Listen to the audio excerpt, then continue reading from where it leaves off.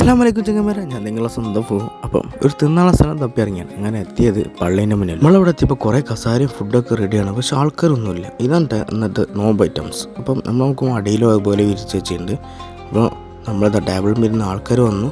ഇത് ബാങ്ക് കൊടുക്കാൻ നേരം നമ്മൾ കട ഫുള്ള് ആൾക്കാരായിട്ടോ. നമ്മൾ അവിടെ നിന്ന് നോമ്പറന്നതാ നമ്മളിതാ തപ്പിപ്പോയിട്ടുണ്ട് കേട്ടോ. എത്തി ഫുഡ് സ്ട്രീറ്റ്, ബാംഗ്ലൂരിലെ റമദാൻ ഫുഡ് സ്ട്രീറ്റ്. ലൈറ്റ് തോരണങ്ങളാൽ ആകെ അലങ്കരിച്ചിട്ടുണ്ട് കേട്ടോ. ബാങ്ക് കൊടുക്കണതിന് മുന്നേ ഇവിടെ ഓപ്പൺ ആയിരിക്കും. വേണമെങ്കിൽ ഇവിടെ നിന്ന് നോമ്പറക്കാം. ഫസ്റ്റ് തന്നെ മുട്ട ബജി, മസാല മുട്ട ബജി ഞാൻ ട്രൈ ചെയ്തു. പിന്നെ ഓരോ ഐറ്റംസ് കണ്ടു പടച്ചമ്പുരാ നമ്മൾ വാങ്ങിയിട്ട് ഈ സാധനം എല്ലില്ല ഇറച്ചി കോലം മുത്തി വെള്ളയിൽ മുക്കിയ സാധനം. ഇതിൻ്റെ പേരറിയാൻ കമൻറ്റ് ബോക്സ് എടുത്തോക്കെ. പിന്നെ ടേസ്റ്റിന് ഈ സാധനം തോന്നുന്നു. ഈ തൊപ്പിച്ചേട്ടൻ ടേസ്റ്റ് ചെയ്യാൻ തോന്നുന്നു നമ്മളതിൽ വീണു കിട്ടാം. ബീഫാണ് കേട്ടോ. ഇതൊരു പ്ലേറ്റ് ആണ് വാങ്ങി. അതിൻ്റെ ഒപ്പം ഇതാ അരിപ്പത്തിരി, അതാ കുഞ്ഞ സാധനം അതും വാങ്ങി. മേശമ്മ പോയിരുന്ന് രണ്ടായി വീതിച്ചു. അങ്ങനെ എടുക്കും ആരടാ കൈയിട്ട് വരെ നിൽക്കരുത് എൻ്റെതാണത്. അങ്ങനെ അതും എടുത്ത് തിന്നു. അടുത്തൊരു കവർ പോതി അതാരയച്ചു.